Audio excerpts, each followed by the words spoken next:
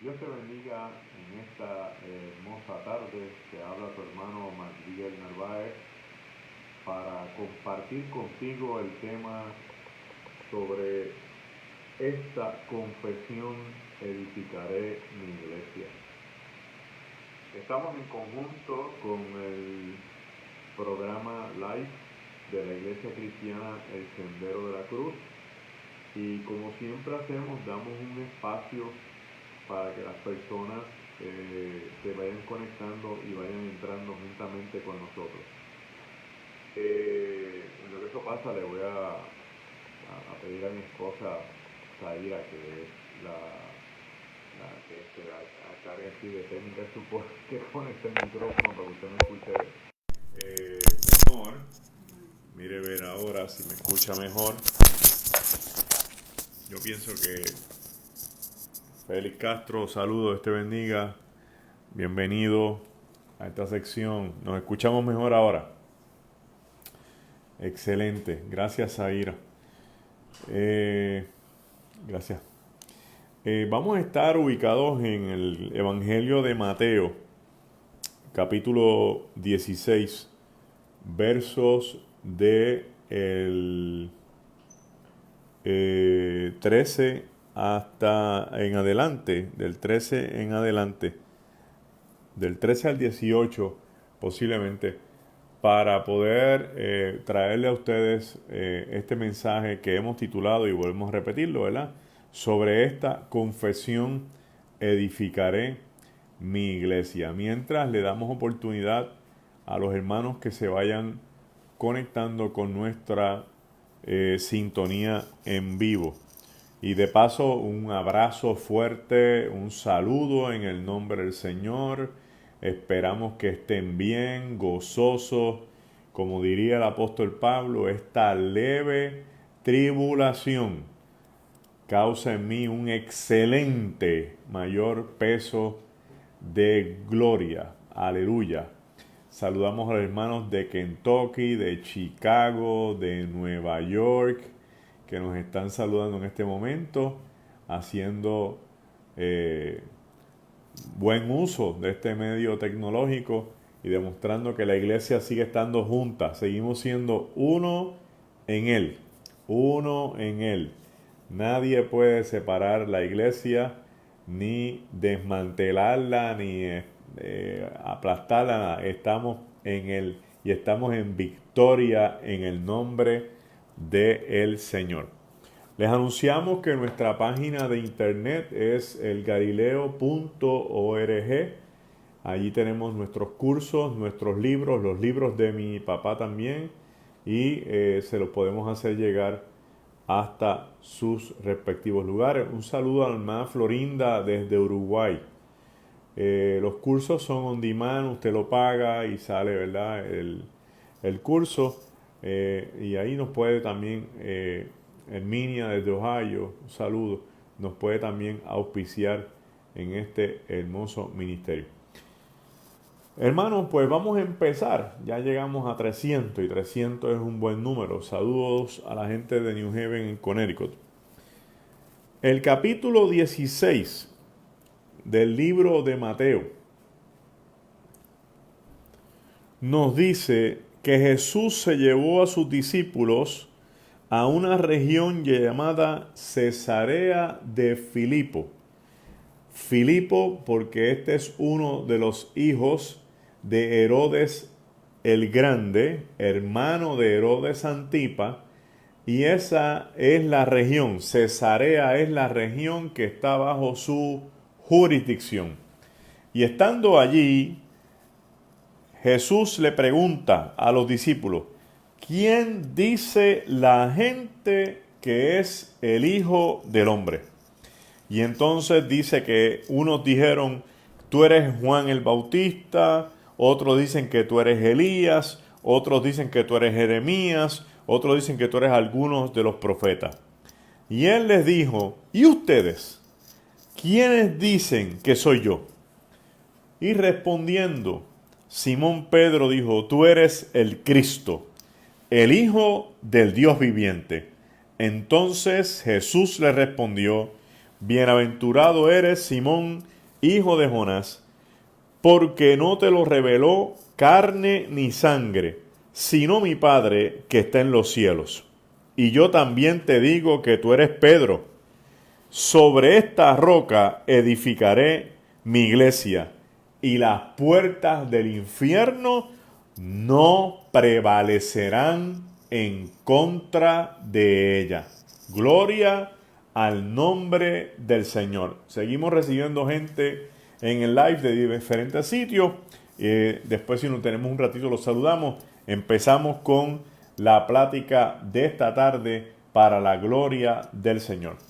Note usted que Jesús se lleva a sus discípulos aparte, porque Jesús tiene esta técnica, esta estrategia de cuando Él va a hablar con su discipulado, Él se los lleva aparte. Jesús no expone a sus discípulos en el medio para atropellarlos, ni para humillarlos, ni para que la gente se ría de ellos. Hay una que otra ocasión donde Él le llama la atención, pero la explicación la procesa aparte. ¿Por qué? Porque Jesús siempre va a proteger a los suyos.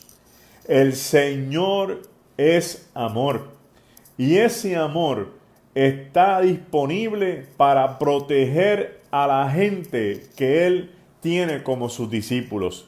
Estas estructuras de estar atropellando a la gente porque hay que decirle la verdad en la cara, de que hay que estar humillando a los demás porque la gente tiene que entender, hay que confrontarlo.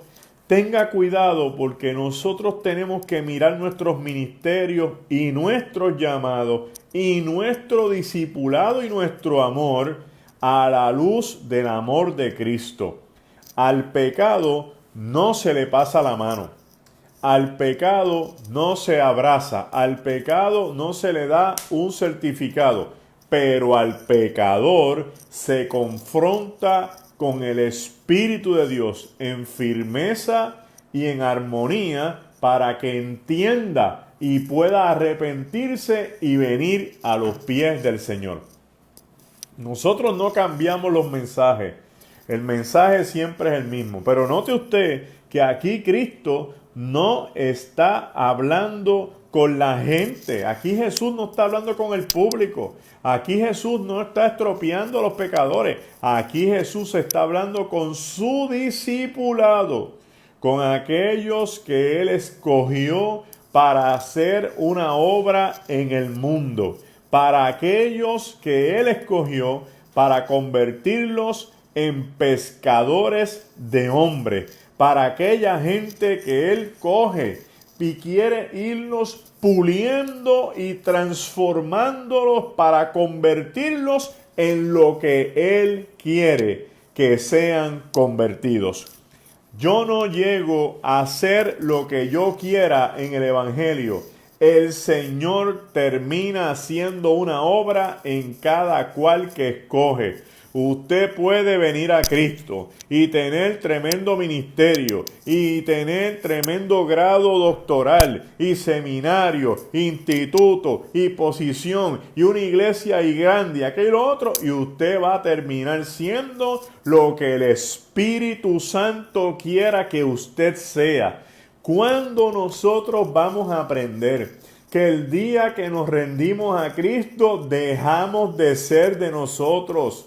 ¿Cuándo vamos a entender que una vez usted se rinde a Cristo, usted deja de ser de usted para ser de Él? Él se convierte en su Salvador para salvarlo de los pecados y se convierte en su Señor para ser el que tiene el dominio sobre su vida, en su amo, asunto de que usted no tenga ninguna forma alguna de hacer nada, y en su dueño para que todo lo que usted tenga le pertenezca a Él. Es la mejor forma de vivir una vida con Cristo. Toma tiempo, pero vamos a hacerlo bien desde el principio para que el Señor se glorifique en nuestras vidas como Él quiera. Así que en este primer asunto, Jesús escoge un lugar un poquito remoto, Esperanza Breto, desde Galicia, España. Dios te bendiga mucho, Esperanza. Interrumpí porque esta es una hermana que conocimos en Venezuela y está en España. Dios te bendiga. Jesús escoge un lugar remoto y se lleva a su discipulado. Y ahí empieza el proyecto. Y el proyecto del día de hoy es evaluar qué dice la gente que es el Hijo del Hombre. Vamos a entender aquí que el Hijo del Hombre es una figura escatológica. Hay gente que no le gusta la escatología, pero ni por casualidad. Nosotros tenemos que entender que hay mensajes que son para el final de los tiempos, porque Jesús sabía que esto se iba a acabar en algún sitio del camino. Así que tanto el Islam como el judaísmo y el cristianismo, las tres religiones tienen mensajes de escatología para el final de los tiempos. Y dentro de esas escatologías que el Señor tiene un mensaje, el mundo judío, que implica que esta figura del Hijo del Hombre es una figura del final de los tiempos. ¿Quién es el Hijo del Hombre? El Hijo del Hombre no es otra que una figura que, según el mundo judío, en literatura apocalíptica del tiempo babilónico y de cautiverio y del tiempo de Persia, que fue donde se desató esta teología escatológica grandemente, ellos querían que el mundo se acabara. Los judíos en el cautiverio preferían que el mundo se acabara y se hiciera canto en todos lados. Y querían que bajara fuego del cielo. Y ahí tienen muchas visiones que se revelan en Ezequiel, en Daniel, en Malaquías, entre otros profetas. Y el Señor, los judíos desarrollan esta figura llamada Hijo del Hombre. ¿Quién es el Hijo del Hombre? Para el mundo judío antes de Cristo, Hijo del Hombre es el juzgador de todos los tiempos, de los seres humanos, vivos y muertos. Se llama así mismo, el juzgador de todos los tiempos, de los seres humanos, vivos y muertos. O sea, esto viene de la mentalidad de que hay un Dios santo, todopoderoso, que no se mezcla con el pecador ni con el mortal, y que tiene a alguien que en su escenario de reinado sale a mediar y a evaluar quiénes son los que se merecen la salvación y quiénes no se la merecen. Y a ese sujeto le ponen de nombre Hijo del Hombre. Bien. Después del Antiguo Testamento, esa figura se reconoce en los círculos de ambiente de estudio escatológico judío, pero no se había vuelto a mencionar. Ahora Jesús, reunido con sus discípulos, mire la pregunta que le dice Jesús. ¿Quién dice la gente que es el Hijo del Hombre? Y entonces la gente contestó, bueno, unos dicen que es Juan el Bautista, otros dicen que es Elías, otros dicen que es Jeremías, otros dicen que es alguno de los profetas. La contestación de la gente no es que la gente pensaba que Jesús era Juan el Bautista, o que Jesús era Jeremías, o que Jesús era Elías. La gente contestó a la pregunta de quién es el Hijo del Hombre. Uno dice, ¿quién es el juzgador de los vivos y los muertos según la gente? Bueno, Juan el Bautista, que tiene un mensaje de arrepentimiento bien fuerte. Otros dijeron, bueno, puede ser Elías, que Dios se lo llevó y no vio muerte. Otros dijeron, bueno, puede ser Jeremías, que cuando el cautiverio terminó en Egipto y mucha gente dejó de verlo y nunca conocieron que había muerto ni dónde murió. Jesús está guardándose de la contestación correcta, que Él es el Hijo del Hombre.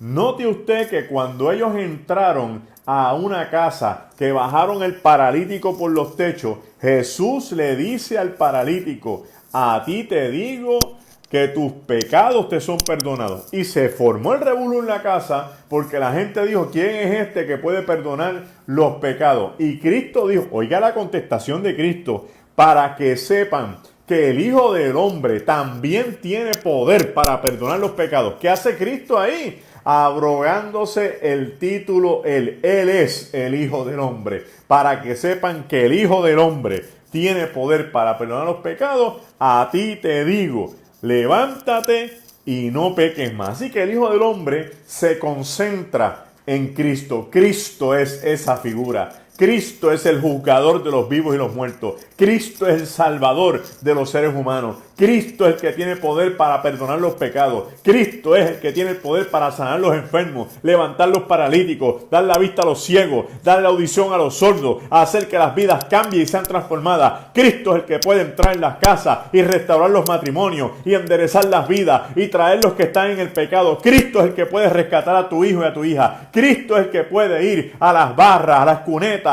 a los pubs, a las discotecas, al final del mundo, a buscar los que están perdidos y traerlos a los pies, para que cuando se enfrenten a aquel gran día del juicio, Él sea el que salga como el juzgador de los vivos y los muertos y diga, a este yo lo conozco, este yo lo salvé, a este yo lo traje de una barra, a este lo traje de la cuneta, a este lo traje de un hospital psiquiátrico, a este lo traje del mundo. Cristo es el centro de la salvación. No hay ninguna otra figura en el mundo escatológico que pueda estar metiéndose en los procesos de salvación que no sea el Cristo de la gloria. Ese Cristo al que usted le sirve, ese mismo, usted lo tiene del lado suyo. Usted tiene la vida resuelta, Cristo está del lado suyo.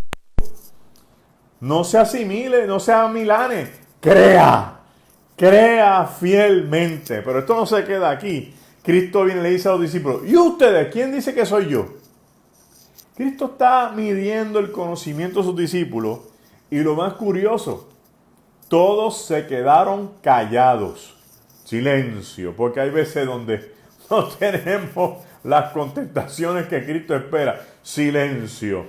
Pero dice el texto que Pedro abrió la boca y dijo, tú eres el Cristo. Y Cristo significa el Mesías, el Hijo del Dios viviente. Entonces Jesús tiene que hacer un alto y decirle a todos los demás que están presentes. Y yo creo que para que los demás se sintieran bien, no se preocupe, que no es que la pegó porque la sabía, es que mi Padre que está en los cielos se lo ha revelado a la profundidad del corazón. Y esto es glorioso, lo que vamos a hablar ahora. Yo quisiera que más gente se conectara, no por el elemento de cuánta gente se conecta, sino cuánta gente puede escuchar la palabra. Escuche bien lo que vamos a decir ahora.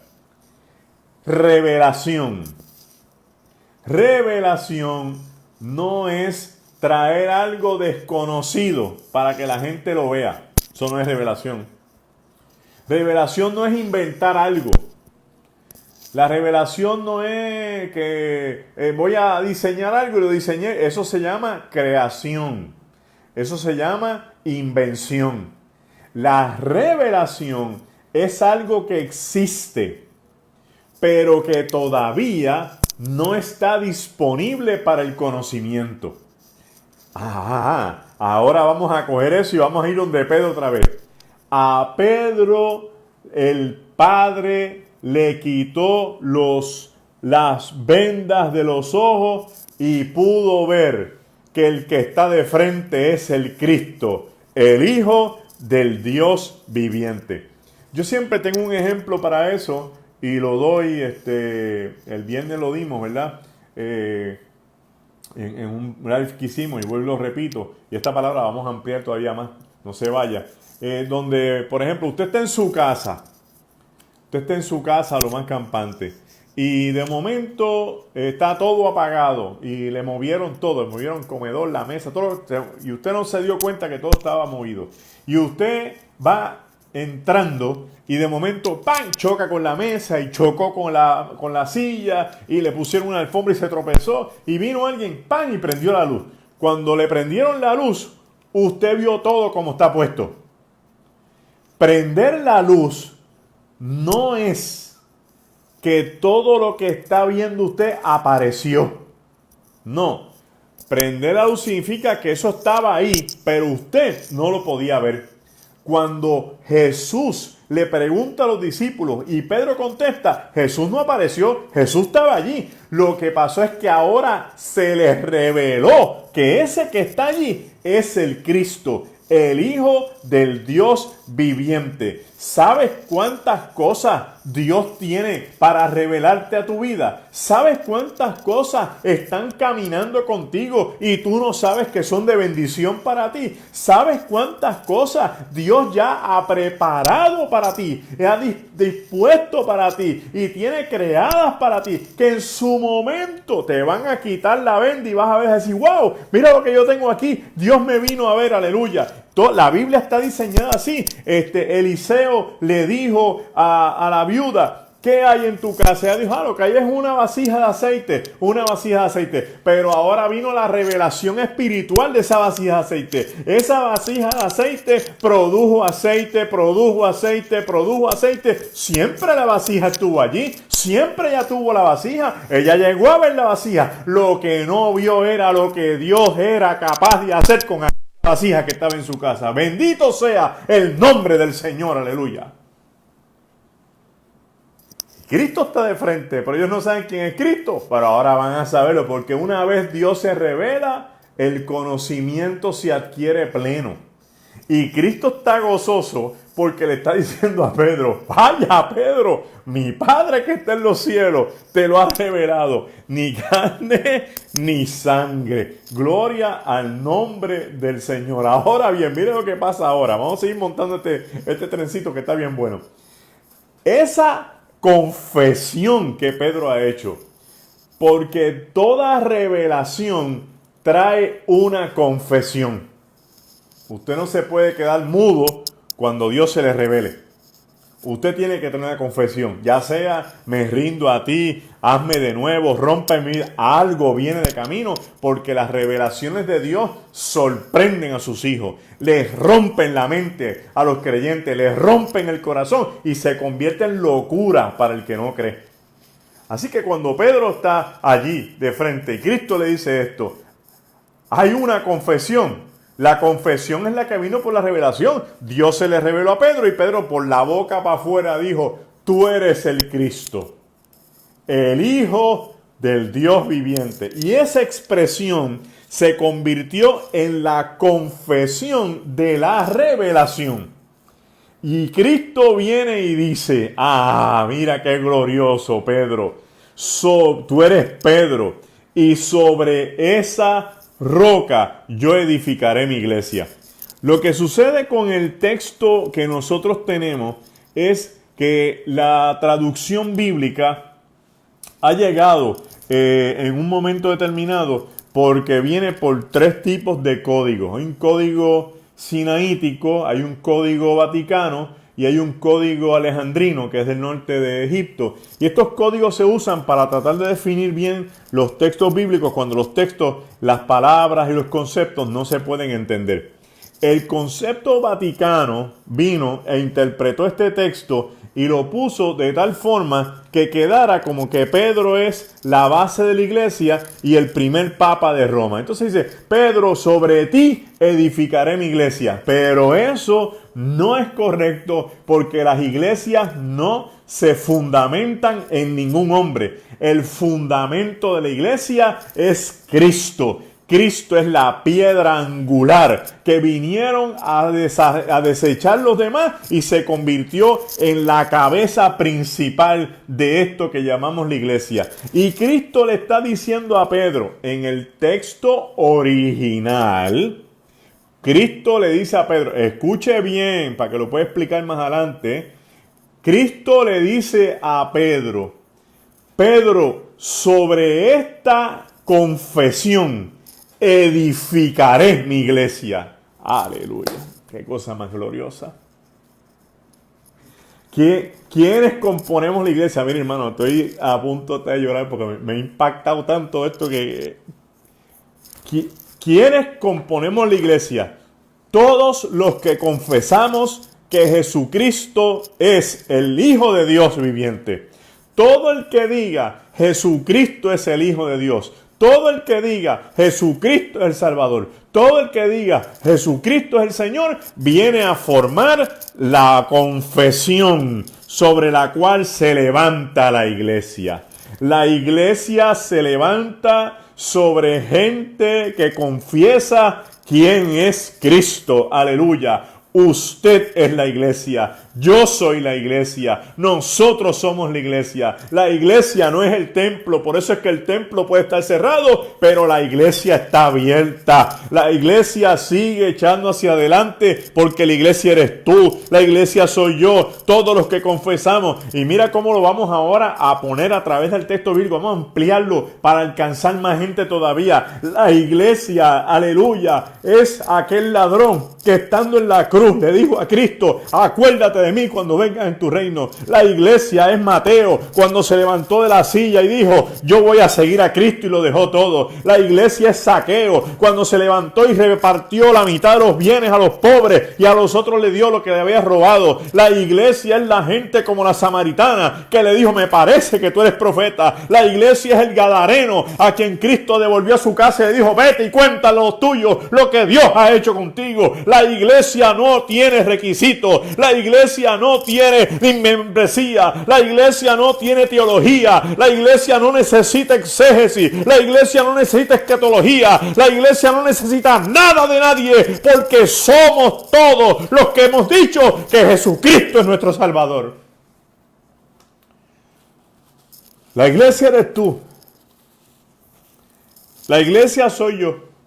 Y cada vez que lo confesemos, construimos la iglesia, levantamos la iglesia, movemos la iglesia. Y Jesús le dijo, y te voy a decir algo más, Pedro. Las puertas del infierno no prevalecerán en contra de la iglesia. Le está diciendo, todos los que confiesen que yo soy el Señor, dominan el mundo de las tinieblas, se paran sobre encima del mismo diablo, tienen los demonios a sus pies. El mundo espiritual se divide entre la gente que le sirve a Dios y el mundo de las tinieblas. Pero Cristo dijo, no, eso no es uno contra otro. Ahora los que creen en mí están encima, porque esas puertas no van a prevalecer. No hay demonio que tenga el destino de tu vida en tus manos. La vida tuya está en las manos del Señor, está en las manos del Cristo de la gloria. No le demos tanta devoción al diablo, no le demos tanta devoción al infierno, no le demos tanto lugar a los demonios. Escojamos ese tiempo y glorifiquemos a nuestro Señor de una vez y por siempre como Rey de Reyes y Señor de Señores. Oh, gloria al nombre del Señor. Y le está diciendo, este es el momento, Pedro. Todos los que confiesen van a formar la iglesia. Y la iglesia, porque esto pica y se extiende, y la iglesia empieza a formarse por gente que quiso dejar de ser lo que eran para comenzar a ser lo que Cristo quiso hacer en sus vidas. Ya Pedro no quería ser pescador de Galilea. Ya Mateo no quería ser publicano. Ya Judas no quería dar bandazos por su ciudad. Todos querían enfilarse con Cristo. Y es que Cristo es tan rico, hermano. Es que Cristo es tan sabroso. Es que Cristo es tan y tan Él, que una vez usted se cruza con Él, usted no puede estar echando hacia atrás. Tiene que mezclarse y seguir fusionándose con Él en todos los procesos de la vida. Cristo sigue enamorándonos todos los días. Cristo sigue cautivándonos todo el tiempo. Cristo sigue restaurándonos, levantándonos, haciendo la obra, porque ese es Él. Esa es su naturaleza. Eso es lo que lo hace victorioso y eso es lo que hace la iglesia. Por lo tanto, mire, aunque le prediquen de anticristo y de tribulación y del chip y del sello y de aquello y lo otro, óigame bien, que a mí me gusta hablar de eso, pero óigame bien. Cristo está por encima de todo eso. Cristo es la esencia de nuestra vida. No se preocupe por lo demás. El Señor ha venido a ubicar el lugar central de nuestros corazones. Ahora vamos a mirar esto desde tres perspectivas interesantes. La primera, esa iglesia se convirtió en la representación del reino de los cielos en la tierra. Quiere decir que todo lo que se supone que la gente deba saber que es el reino de los cielos, tiene que vivirse en la iglesia.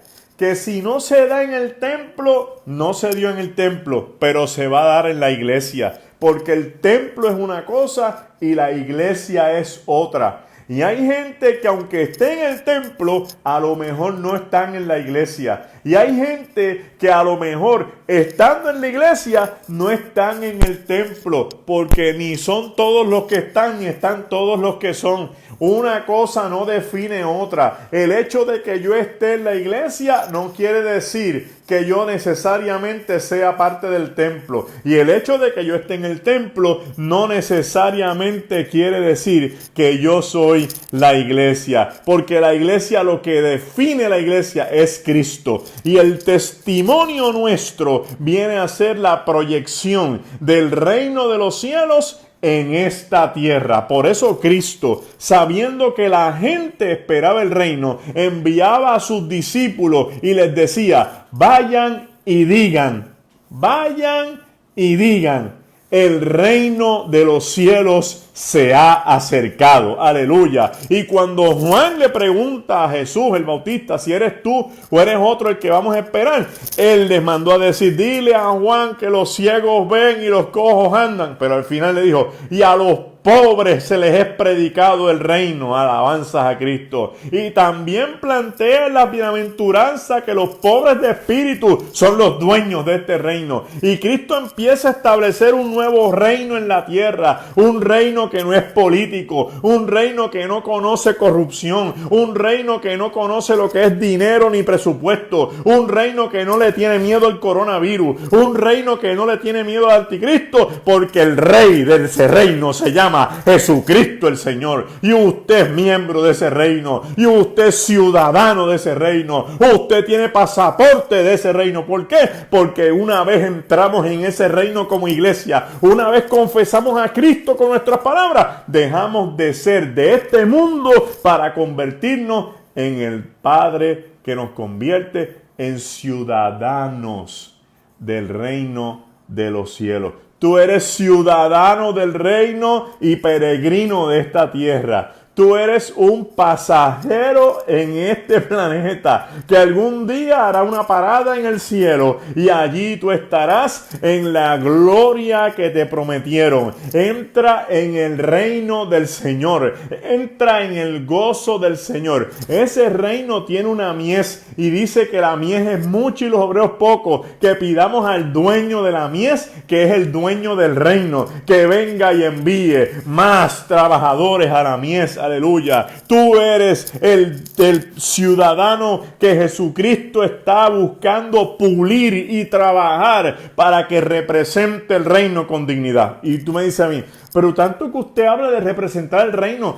¿de qué es que estamos hablando? Te lo voy a explicar ahora. Los valores de nuestro reino no son los valores del mundo. El mundo tiene sus valores, el reino tiene otros valores. El valor de la justicia nuestra, de la solidaridad, de la hermandad, del amor, de la empatía en el reino de los cielos es superior al reino del mundo. Número 2, las noticias del mundo no son las noticias del reino de los cielos. El mundo estará diciendo de la pandemia, que van a poner vacuna, que si el chip, que si aquello. En el reino la noticia es: Cristo viene. En el reino es: nos vamos con el Señor. En el reino las noticias son de alegría, son de gozo, son de entusiasmo. En el reino las noticias son que glorifican a Dios, que estamos en victoria. El mundo anuncia la crisis de la economía. En el reino anunciamos que Dios suplirá conforme a sus riquezas en gloria. El mundo anuncia que va a haber escasez y hambre. En el reino anunciamos que no hay justo desamparado, ni su simiente que mendigue pan. En el reino anuncia que están desamparados. En el reino de los cielos anunciamos que el Señor es nuestro amparo y nuestra fortaleza. ¿A qué reino perteneces tú? ¿A quién tú le vas a creer? Porque después de confesar a Cristo, no puedes venir y comportarte como la gente del reino. Tienes que seguir siendo de este reino de los cielos, que no importa lo que pase en el mundo, sigue de pie. Porque Cristo dijo, te pido que los protejas, porque no son del mundo, aunque están en él. Gloria al nombre del Señor. Lo segundo, para irnos calientitos con el Señor. No solamente somos los representantes del cielo en la tierra, también somos la esposa del Cordero. Hay una relación entre Cristo y la iglesia que se evalúa con una alegoría sobre el matrimonio. Cristo es el esposo y la iglesia es la esposa. ¿Para probar qué? Para probar conducta. Cómo la iglesia se debe comportar a la luz de que está casada con el esposo que viene a buscarla.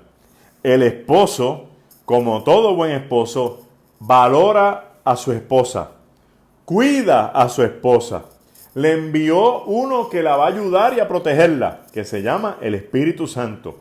Le prometió que viene a buscarla y cuando venga va a entrar en este nuevo proceso de una gran boda y una gran fiesta de matrimonio con la esposa que preservó en medio de todo proceso. Quiere decir que la iglesia, aunque esté amenazada, el esposo la va a proteger. La iglesia, aunque le empujen para un lado, el esposo viene a defenderla. Usted tiene que creer en eso, porque es que no estamos creyendo. El problema es que tenemos esto en la mano y lo vemos y lo leemos, pero nos da trabajo creer. Créase esto. Usted está casado con Cristo, usted es parte de la iglesia. Ahora, nosotros entendemos bien el papel protagónico del esposo y el de la esposa.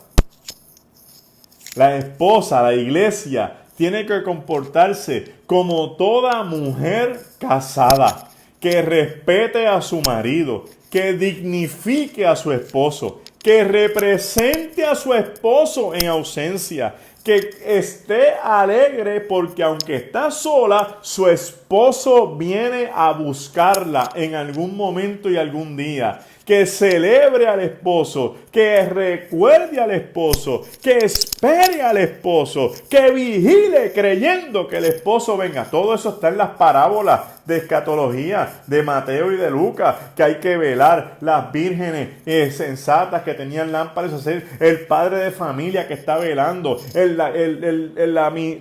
La parábola habla del ladrón que entra a robar sin nadie avisar. Todo esto va dirigido a que la iglesia es la esposa santa, sin mancha, sin arrugas, sin ningún tipo de pecado, que está esperando a ese esposo que viene a buscarla. ¿Cuál sería la desfachatez más grande? Que teniendo tantos textos que prueban esto, Cristo no apareciera dejando a su pobre esposa plantada. ¿Usted cree que Cristo va a dejar plantada a la iglesia? ¿Usted cree que un esposo como Cristo va a dejar plantada a una esposa como la iglesia? ¿Para qué? Después de haberse entregado en una cruz a sufrir y a morir, va a dejar todo de las manos inconcluso y sin terminar. Después de haber resucitado al tercer día, venciendo todos los procesos en su contra para prometer que volvía, ahora ahora no va a volver. Ese no es el Cristo que nosotros creemos. El nuestro vuelve, el nuestro viene, el nuestro abre el cielo un día de estos en dos y abriendo que todo ojo lo vea, aparecerá a buscar lo suyo. No sé cuándo es, no sé qué día va a ser, no sé si es ahora o entre 100 años, pero yo lo celebro desde hoy porque viene. Yo lo celebro como si fuera hoy porque estoy convencido de que mi Señor no sería capaz de dejarme plantado por ninguna caprichosidad de interpretación de ningún individuo. El Señor está por encima. Él lo prometió. Él nunca falla. Él siempre cumple sus promesas. Y si creo en Cristo, tengo que creer en su regreso. Tengo que creer que es el Rey del reino de los cielos. Tengo que creer que es el esposo de la esposa de la fiesta del Cordero de la que se habla en el libro de Apocalipsis. Y como si fuera poco, Cristo es la cabeza y la iglesia es el cuerpo. Yo nunca he visto un cuerpo que vaya para la izquierda y la cabeza para la derecha. El cuerpo y la cabeza tienen que estar unidos en una sola armonía. La armonía del cuerpo y la cabeza, siendo la cabeza Cristo y el cuerpo la iglesia, la armonía quien la provee es el Espíritu Santo. Y cada cual asume el órgano que le toque para estar dentro de ese cuerpo. Usted sea el pulmón, el hígado, el riñón, lo que sea. Pero usted es esencial en ese cuerpo para que ese cuerpo pueda echar hacia adelante. Cuando uno de los órganos se lacera o se duele, todo el cuerpo se detiene porque tiene que atenderlo. En esa misma imagen tenemos que mirar que la iglesia es sensible y susceptible a estar herida y maltrecha. Y que cuando alguien se lastima, cuando alguien se duele, todo el cuerpo tiene que ir allí a atender a esa persona porque esa es representante del cuerpo. El mundo no tiene esta dinámica. El mundo tiene lo que tiene. Tiene un Frankenstein compuesto por 40,000 cosas. Jamás siente como nosotros sentimos. Jamás se mueve como nosotros nos movemos. Jamás tiene la visión que tenemos nosotros. Jamás tiene la unción que tiene la iglesia. Por lo tanto, son dos cuerpos distintos. Nosotros no nos podemos comportar como ellos. A ellos poco le importa que uno de sus miembros quede en el camino. A ellos poco le importa que la gente esté sufriendo. A ellos poco le importa que la gente no eche hacia adelante. La iglesia como cuerpo de Cristo tiene que buscar la manera de entrar en el proyecto de atender a lo suyo, de cuidar lo suyo, levantar lo suyo, atender lo suyo, porque somos un solo cuerpo. En el cuerpo de Cristo no existe este segmento para los bautistas, este segmento para los pentecostales, este segmento para los metodistas, este segmento para las iglesias independientes, este segmento para las iglesias apostólicas, este segmento, eso se tiene que acabar. El cuerpo tiene que fusionarse en uno. ¿Y cómo lo vamos a hacer? Soltando nuestras divisiones, soltando aquello que nos separa, soltando aquello que no nos une para ser uno en Cristo, una sola fe, un solo amor, un solo sentir, un solo espíritu, y ese es el Consolador. Que el Espíritu reine en la iglesia y que nuestras divisiones se echen hacia un lado para fortalecer el cuerpo de Cristo y seguir hacia adelante con Él como cabeza, triunfando de victoria en victoria, de gloria en gloria y de prueba en prueba. Este es el tiempo del Señor para nosotros retomar la palabra y volverla a traer al sitio correcto. Esta es la cruzada que yo quiero que usted entienda que el Espíritu está poniendo en mucha gente en este tiempo. Una cruzada de avivamiento, una cruzada de volver a la senda antigua, una cruzada de volver a traer lo que nos hacía diferente, lo que nos identificaba, aunque nos llamen fundamentalistas, aunque nos llamen locos, aunque nos llamen fanáticos, y aleluya, no importa. estamos marcados con el sello del poder del Cordero de Dios que quita el pecado del mundo. Somos establecidos como el reino de Dios en la tierra. Somos parte de lo que es la esposa. Somos el cuerpo de Dios que es distinguido. Los que nos vamos a levantar de esta tierra somos usted y yo, sin ver la crisis que el mundo va a vivir, porque Dios ha prometido buscar lo suyo y ponerlo y guardarlos en sus manos. No le tema a nadie.